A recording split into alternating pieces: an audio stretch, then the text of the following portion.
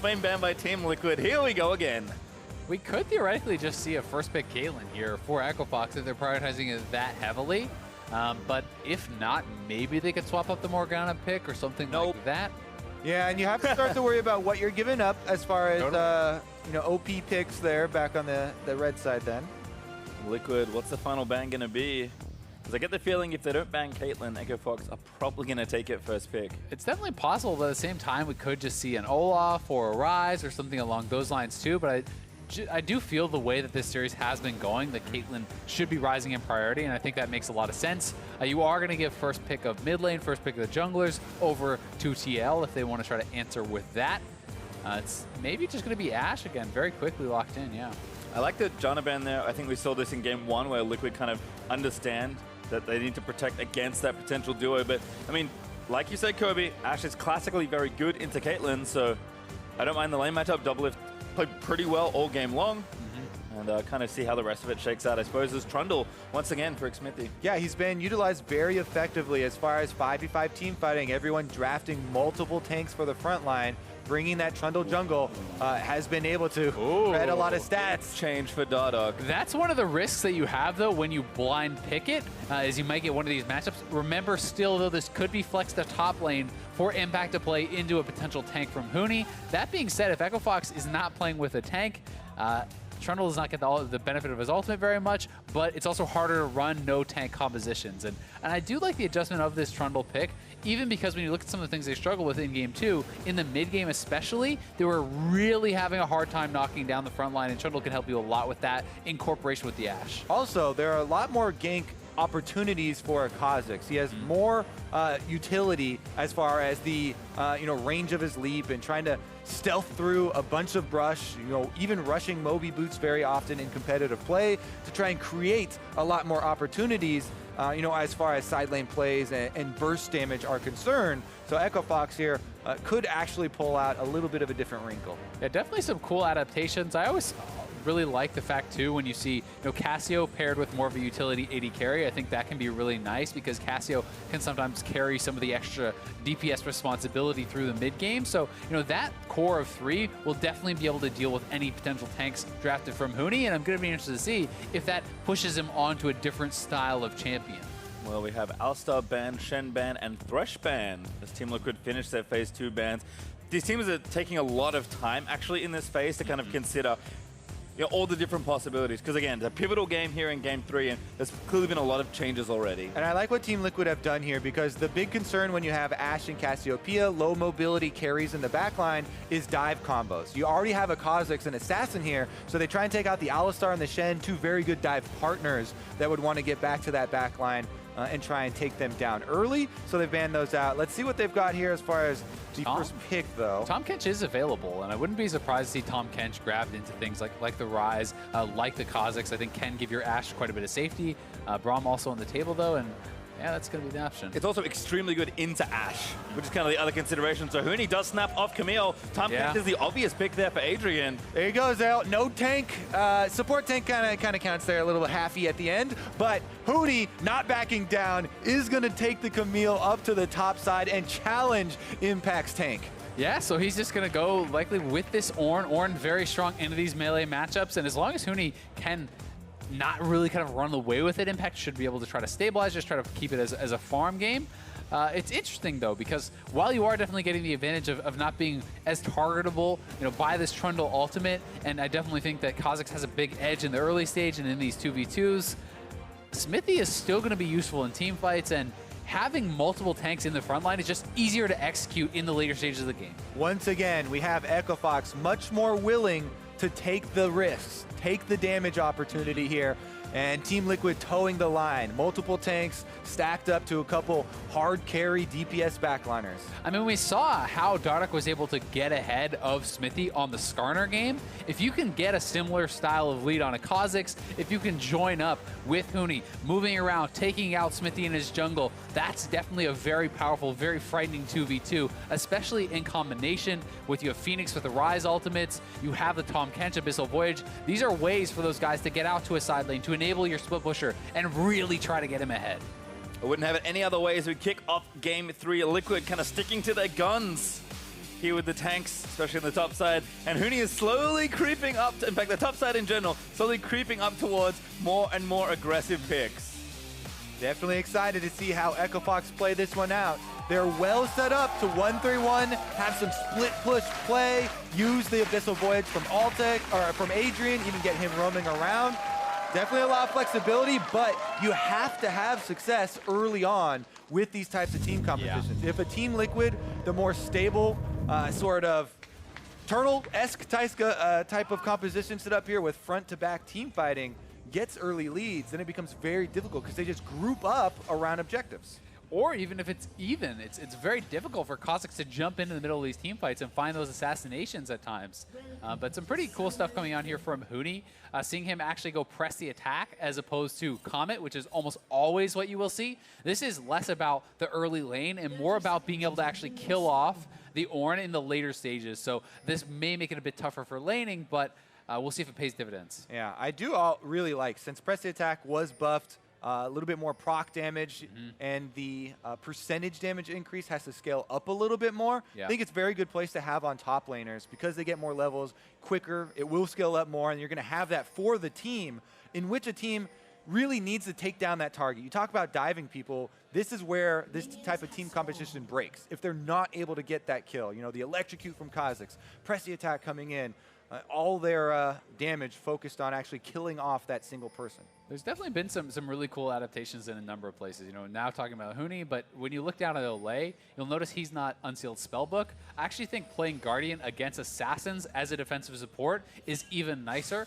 because you have to hit that certain breakpoint where you jump in as a Kha'Zix, you instantly kill him, or you're not going to be effective. So not only does he have Exhaust, but then you add in the Guardian Shield, and when you add in things like Locket on top of that, it becomes extremely difficult to burst through that. So cool little adaptations on both sides, and it shows that the players really are thinking through their runes and masteries and not on autopilot, which is what you want to see. Well, checking with the junglers, looks like Dardoch did start left side. I'm curious to see exactly where he ends up. Xmithie already over to his blue. That is buff to buff. Making sure to get those early. Yeah, Dardoch here on the Kha'Zix can do a full clear. Kha'Zix has plenty of options, gets to stay very healthy in the jungle.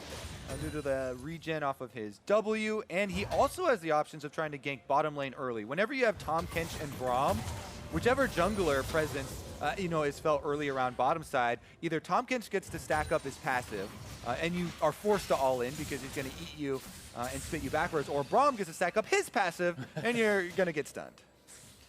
That's true. It's definitely scary too when you're all inning into a Tahm Kench, because if their jungler shows up for a counter gank, you can get spat into the turret. So, as you say, so much gank assist from both those guys.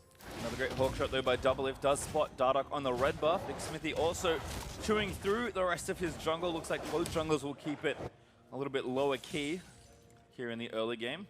Fenix did run into some troubles with trades earlier, but looks like he's pushing that wave back up, and Minion Dematerializer going to help out a little in this matchup. Definitely will, and you can see Xmithie, you know, the path he took, going buff to buff, is about as safe as you can get. It's also something that is kind of a nod to the early jungle advantage that Dardoch could have. You don't want to get cheesed at your buffs. You don't want to have any risk of losing one of those either. Yeah, both of them going for the full clears here. Dardoch now does pass over some wards, but doesn't matter too much as both of them are just trying to farm up. Fenix, though, it's a little bit of an extended trade here, and Xmithie is drawn. Here at the pillar.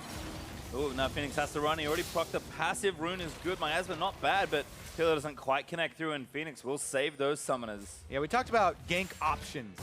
Trundle does not have very many of them. The Pillar's kind of annoying, but nowhere near as much as some of the other popular junglers. Yeah, it's definitely very difficult, I think, especially around mid lane. Top lane, sometimes you can find those gank opportunities when people are pushed pretty far up. Then the Pillar can become pretty effective, but in general, much more about the team fighting, much more about the utility of the Pillar and the utility of that ultimate. Well, back on the bot side again. Just some farming here as Altec getting pushed in a little bit back with that Doran shield that we saw in the last game.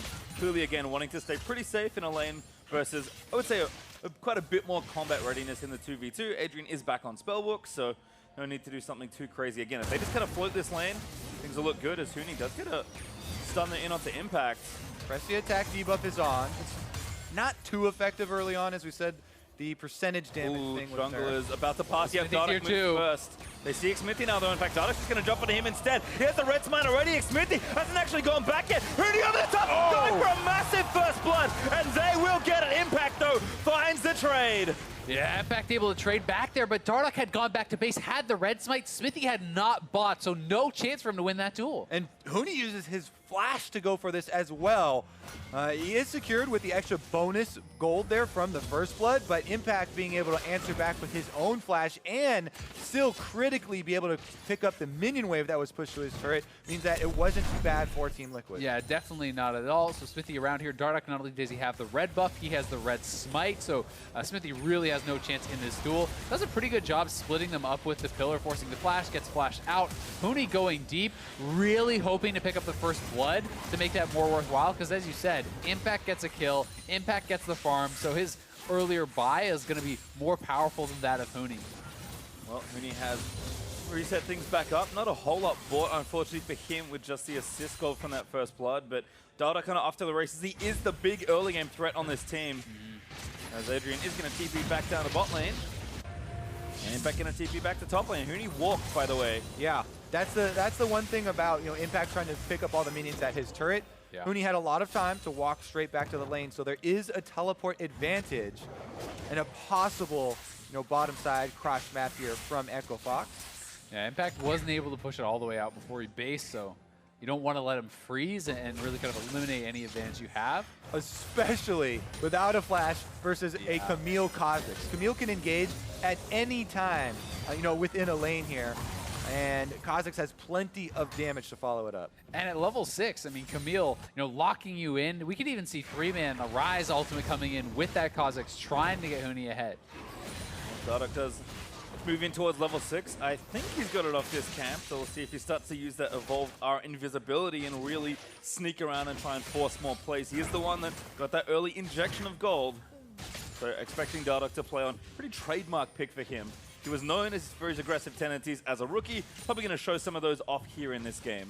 Yeah, Team Liquid, they're trying to keep up defensive warding in preparation for some more offensive looks from Team Liquid because there are so many abilities now available to Echo Fox. As you said, the Realm Warp. Also, Adrian's closing in on the level 6 for Tahm Kench, and you have to call out support recalls right now and any sort of back timings, because if one of them does go missing, you have the possibility of lane swaps or those semi-global ultimates trying to make a big play.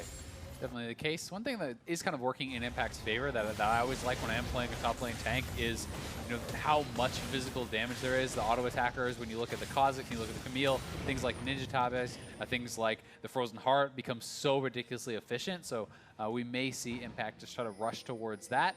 But then that can become a little bit of a problem if you over-index on armor and then the Ryze is swapping and trying to lane against you there. There can be some different configurations that Echo Fox can try to mess that up with. Xmithie with another look mid. He's brushed by here a ton, trying to pick off Fenix, but early Merc shots for Fenix staying very safe after buying that tier. So I think an appropriate choice, given the matchup. Impact going to ward. Everyone's again just trying to sneak around, and Dardoch finally crossing back over into enemy territory. It's kind of interesting to see Dardoch use this. He's one of the guys who I think does it best, kind of using it as a battle ward type thing, running through the jungle, checking out different areas, and you have to remember, you can't even be spotted by a pink. So what he's done here, he's just gone and checked both camp timers. Seeing that both of them are down now, he knows it was just cleared by Xmithie, and so he moved over to try and take this dragon, knowing that Xmithie was not on this side of the map, but DoubleLift Hawkshot is the trump here for the jungle. Oh, now Michael mid. Yeah, looking mid. Pobelter already used the miasma. Gonna get jumped on the ult, does stun him up. Cleanses out of the root from Fenix. Xmithie also here to counter gank. Great by Pobelter there. He stuns Dardoch's ultimate use as well. Dardoch did not turn his back after showing himself. A lot of times you'll expect a very early Cassiopeia ultimate and immediately turn around after engaging on her, but he did not, and he did activate his ultimate, so that is going to be something down here as far as the early pressure. Yeah, definitely the case. At least for Pobelter, he gets to hold on to his flash, which is definitely a big one. But even with just the cleanse down, it can be pretty tough to escape those ganks. With just the Ryze W, holds you in place for that Kha'Zix. So Xmithie may have to play even more heavily, trying to protect his mid laner from any potential gank. Looks like Adrian, despite being 6, is probably going to be anchored to this bot lane for a little while. Has the TP coming back off cooldown. in 25 seconds, so he's kind of ready to go for a global play, but I think Fox are appropriately playing pretty slow in this game. Huni's early woes kind of got eliminated. He's playing much safer and slower in this matchup, just trying to get his farm, and he knows he'll ramp up and kind of take over the game as things go, so Dardoch is pressuring where he can, but not overextending. That mid lane gank was just really well played by both sides, granted, but Dardoch just knows he goes in, gets not too much. Okay, fine, I'll back off. Bottom lane pushes in now for Team Liquid. They're able to call over Cassiopeia, and that is one dead Cloud Drake.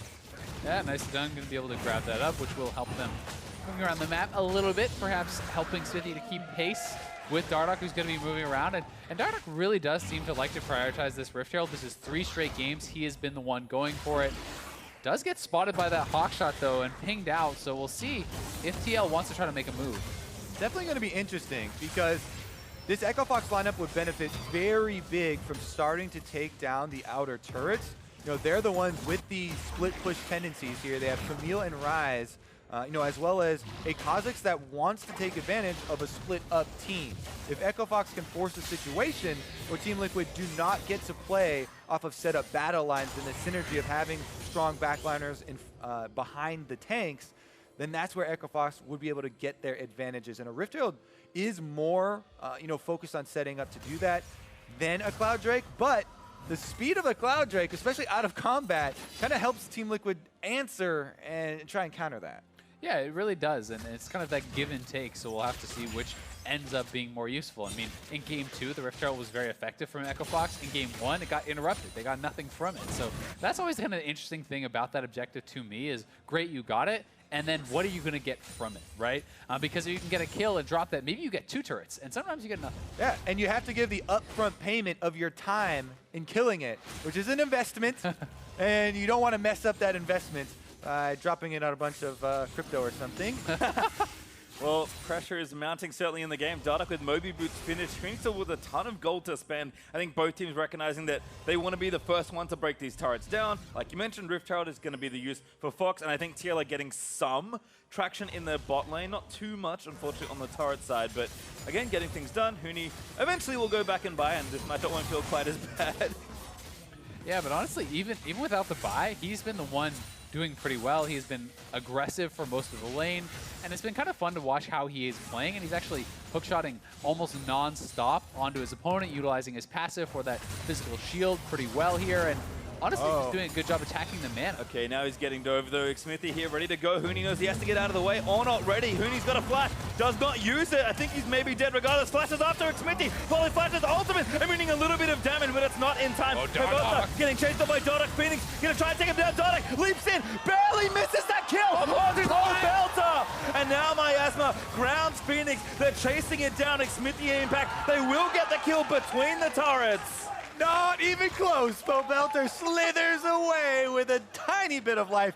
No triumph comes in for them, and the Echo Fox members are so sad about that kill not going over. Yeah, that feels so bad, and this is one of the disadvantages of really delaying your buy. Ornn has the passive who can be constantly shopping. He has spent all his gold. In this fight, Huni had basically nothing, so they chase him down, the Ornn ult does land, and then Xmithie flashes in for the completion.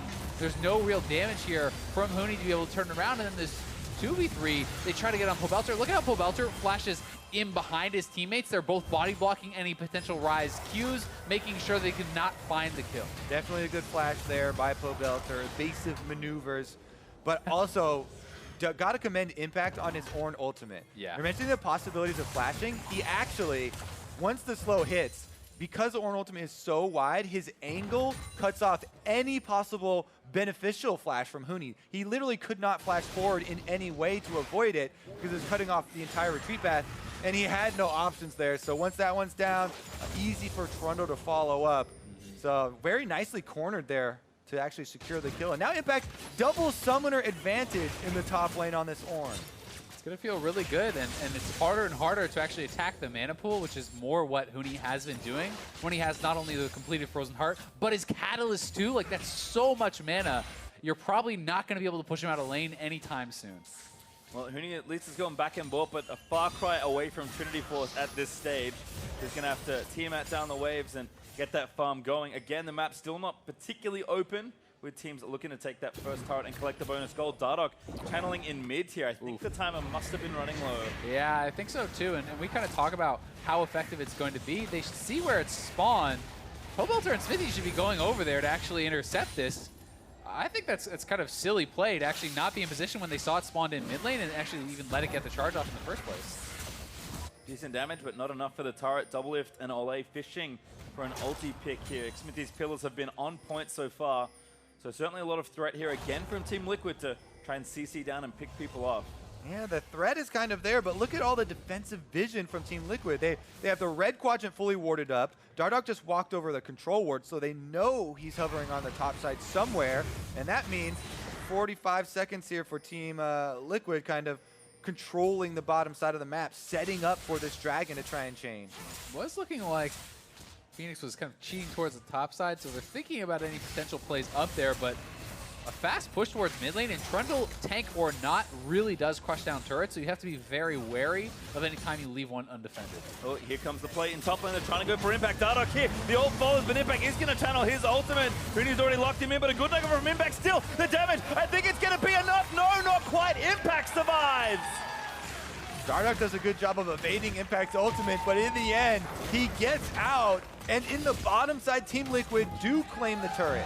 Yeah, there's that Trundle damage, plus them all pushing up, knocking down that turret. Impact survives. He has a double TP advantage, so he can just TP back, clear out that wave, while they look to even take the dragon. Yep, going to TP back there, not going to give up his own turret. I like the call from Team Liquid there. They knew Dardoch was on the top side, and they made the call. We have confidence in you, Impact, to outplay the 2v1.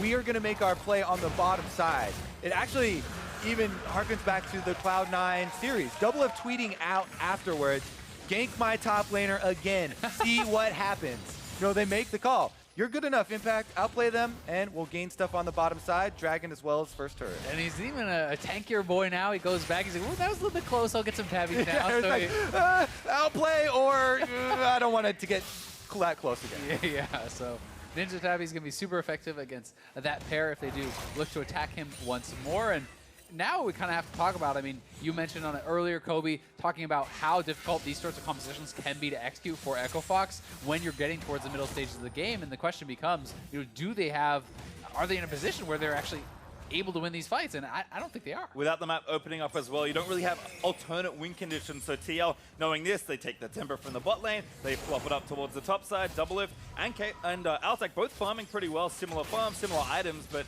Altec forced to swap late. Good amount of turret damage done there by Team Liquid, and the map's starting to constrict a little here for Echo Fox, which is not good news for Kha'Zix Camille. Definitely not. Team Liquid pretty happy about the way this is going. Once they get the outer turret, again, you can switch your bottom lane. They swap DoubleLift and Olleh up to the top side. They continue the siege. Impact now in a little bit more dangerous territory, especially since he has no summoners. So he has to be careful about the long lane, but now he's actually going through the jungle and finds Dardoch. Impact is a very tanky boy though, as you saw. Huni, never mind, gonna dive in for it. No Trinity Force finish, gets some damage off with Precision Protocol, but not really a fight you want to commit to 3v3. Definitely not very threatening. I honestly just really like how Xmithie is playing this jungle matchup. Keep pressuring turrets. Make Dardoch come to you. Make him expose himself so he's not able to find you in the jungle, so he's not able to get these isolated 1v1s. Show yourself! He calls him out of the brush. And now still the blue buff, so the extension is nice. DoubleLift, free time on the top lane. With all that pressure from Team Liquid in the blue jungle of Echo Fox, means that he will take down this turret. And now, 2 turrets to nothing. Team Liquid starting to build up a pretty substantial gold lead here. Playing that same sort of calculated map-wide style they've shown off. I mean, we're kind of joking there, but it really is what you want to do with this setup is you want to call out the other team and say, you know, come away from the shadows. You know, get these assassins out in the open where we can see you. Fight me front line to front line and see what happens this time. Team Liquid now grouping them around mid. This is the last outer turret, and they just get to, you know, run this 5-on-5 straight home. Old Ashe arrow connects. Back looking for a dual triple knockup. What a great bowl there from Impact. Now knockup is going to follow. Pobelter gets the miasma stun down. Everybody's flashing in under the turrets, and they take down Altec. And they kill that turret off before the TP completed from Huni, so the push is on. They're just going to keep on going here. Huni is shoving a side lane, but he's not going to be able to kill these turrets as fast as a 4-man squad. Definitely not. They take 2 in the mid lane. Team Liquid Towers just falling like butter. I think still the trade you wanted to take for Fox, but Huni probably just could have saved his TP instead. Liquid go up 4 turrets to 1, continue to snowball ahead in gold. And that's the problem when you get behind a team fight team. They group up as 5, as Kobe was saying, and they force the dive. The turret is low, so I like the focus from DoubleLift. Finishing off the turret before Huni can come in guarantees that team fight win. And look at Dardoch. What can he really do in that fight where it's 5v4? You can't jump in. You'll instantly die. It becomes so hard if you can't find people in a side lane, and it's tough to get that pressure when you are behind. Yeah, this is why Team Liquid sticking with this strategy game after game here. Sticking up as 5, and Echo Fox, as you can say, they keep trying to reach for these more extravagant, more exotic team styles, but not being able to pull it off here. Now they find the tank again. Yeah, Xmithie's here too, though. But now 2v2 is going to start. I think Xmithie probably has the run of this one. Dardoch going to try and tread it down. Fenix made his way in with the Realm Wall impact. He's going to be left for dead. Dardoch takes him down. In the mid lane, though, Altec's got to get out of here. Jukes the arrow. He needed to do that. Now the speed up from Pobelter, but now Adrian here to save him. Devours his carry. Looks like they're heading over towards Bear, and I'm not sure if they're going to be willing to set this up. No, they won't. Xmithie's going bot, but I do always have to be worried about that with Cassiopeia able to burn it down so incredibly fast. That pick is going to buy them some time, though, but I really do want to call out some of the itemization here from TL. I like a lot, too. The early Knight's Vow, the locket that's being built up by Olleh, more ways to deny any potential assassinations, because if Camille and Kha'Zix cannot kill someone off right at the start of the fight, they are likely not going to kill anyone. Well, the plan continues here for Echo Fox, but Team Liquid responding well and playing the map. They go straight to the Baron using the control they got earlier. Yeah, they have a timer on Huni's teleport as well, so they know that he cannot answer well as Impact could. As you said, Azael, there it goes. Cassiopeia has arrived, and down goes the Baron. Pretty good magic trick. Nice. Oh, Dardoch always leaping in, going for the abyss. Oh, Doesn't get it. close. Xmithie clutches the smite yet again. Oh, the Ashe arrow's up now. They can go for another kill. There's a kill into Adrian. Gonna try and get it. The stun's down. Yep. Grey Health not needed. Olleh gets Ornn it. ulti. Can impact once even more. Altec no flash. Nets out of the way.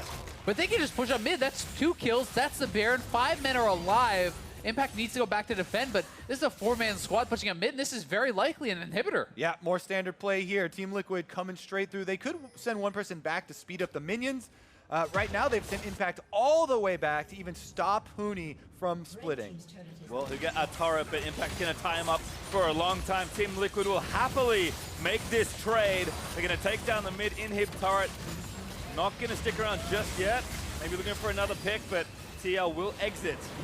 Adrian getting aggressive. Tahm Kench is straight in front of Flank them. coming in from Huni. They want to try to force this fight. They know Impact is not with them just yet. Big attempt. They have to make it work, though. Huni gets spotted. Can't really stay. Good brush check by Olleh using the Winter's Bite. Yeah, you can't really flank the team that's got tank in the front and take on the back there for Team Liquid. Grouped up there, just too strong. There's too many of them. They're on all sides. I have more teammates than me. What the heck? Tank in the side lane. Now an Ocean Drake. To watch this one again. Just honestly a really nice call from TL. They knew they had full vision control. Dardoch goes in for the smite steal attempt. His smite, I believe, came down first here. Yep, smites first. At 80 HP, it looked like Xmithie smites there. So that was a close one, but yeah, they do get it. They get the kills, and they get the inhibitor turret. Tough stuff. Dardoch with the attempt, but does not convert. Instead, Liquid still with a minute 50 left on Baron. Going to try and do more damage. 6,000 gold ahead. These tanks more than outpacing the current damage dealers. With how close Dardoch got in that steal, you have to wonder what the game would look like if they had Baron buff and they were able to reset afterwards. You know, maybe that does give a little bit more power to the split of Echo Fox and they get some more money to come back into it. But this goes to show how important securing that objective was for Team Liquid, because now there are not very many openings. Yeah, I definitely agree. And I always think it's even more impactful in one of these games where it's split pusher versus team fighting team, because the split push team gets it, great. You buy time, you take down turrets with the Baron buff, but if you don't get it, you don't get to split at all. You're forced to group, because with the Baron buff, you walk as 5, you knock down the turrets, you knock down the inhibitors, and you're forced into a fight. It's such a tough spot. They spotted the Ryze in top lane as well. Fenix does have TP, but Liquid are just Not forcing coming back. the objectives. They're giving up 2 inhibitors, it looks like here. Just going to try to trade for a turret, maybe 2, but I mean, if you get picked off, this could just be the end. Another knock-up there actually finds Huni. TL just splitting Fox completely in their own base. Yeah, with the Baron buff, as Azael said, they don't even have to stop. They have minions on the bottom side. They could damage the Nexus turrets. I mean, Team Liquid, they they're just going to keep going. I mean, Huni's like cutting the wave. There's like two of them there. It's just the bot lane. Yeah, I mean, they still got the wave as well. Somebody's got to come back. Fenix finally using the TP.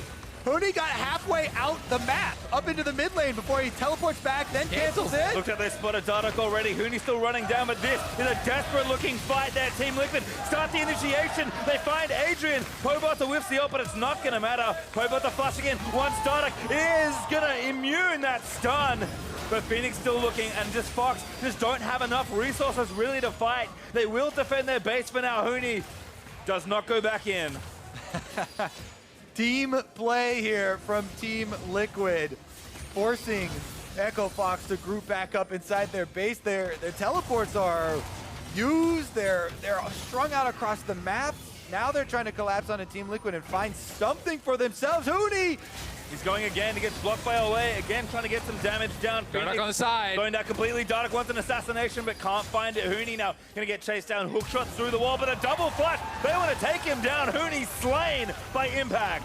And Echo Fox just knows there's no way they can take a team fight. They're hoping to pull off some of these guerrilla tactics, moving around the map, taking out turrets, trying to make TL split up and make mistakes, but TL says, nope, we'll stay as 5, we'll take your inhibitors. They go back to base, they leave as 5. They're just giving no openings. Putting the team in Team Liquid right now is Fox trying to do a little bit of pushing. They will take the mid outer turret, but still 8 turrets to 4. Woohoo! Never mind. And never, you know what? Pobelter just say, yeah, I don't think so. Feels bad, man. Not today. I mean, this feels bad too. Altec is just hanging out with 2 items, shooting super minions. Yeah, when the super minion is pushing you back, rough. Yeah, it's tough stuff right there. I mean, DoubleLift is a full Essence Reaver ahead of his opponent, basically, here. Full item up, a lot of gold in his pockets, and that's 2 inhibitors down, and it's just going to be rinse and repeat. Group up as a 5-man squad as TL, wait for those super minions to shove in, and say, all right, come to us, Echo Fox. Well, TL happy to keep things going. They know what to do. 2 inhibs down, push the top lane, and once again, pull the assassins and the split pushers back into a 5v5 that at this point, there is very little chance of Echo Fox winning. This turret is forfeit. Fox know it. They're not going to fight here. They'll probably hit a last stand. Maybe now as they could have caught Xmithie, but not enough. Very tanky right now on the Trundle. Dardoch is trying to find the angles where everything is getting cut off by Team Liquid. Good job on the wave clear, though. And they may be able to force TL to at least wait for the next Baron if TL wants to kind of safely close it out. And then you do have an opportunity for a steal. Yeah, Huni also trying to push mid lane while they're defending bottom there. Got most of the wave, and Echo Fox, now they're in the position, stalling as best they can.